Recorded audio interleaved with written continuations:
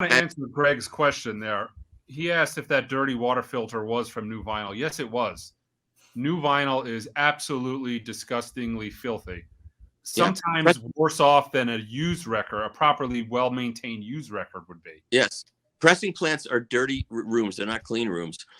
And so you clean a record before you play a new record. And your stylus will last longer.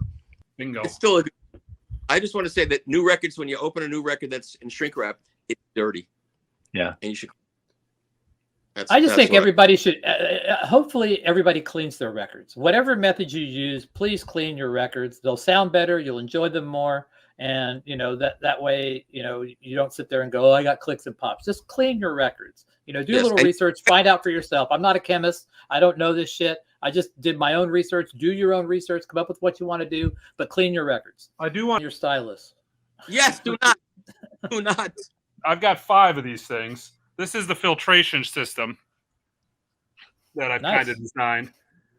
1 micron filters in conjunction with their inline filters.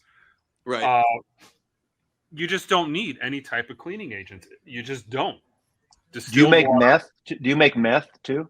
No, this is actually it's a process. It's involved. Look how filthy this 1 micron filter is. Well, I just somewhat cleaned it. And you probably can't see it.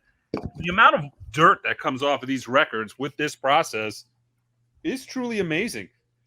The 1 micron filters, how filthy. Well, you should subscribe to the Madam Sid method of cleaning and just don't buy dirty records. And on a side note, for $8 a piece at theingroove.com, I will clean your new records for you. So okay, we'll put a link below to every.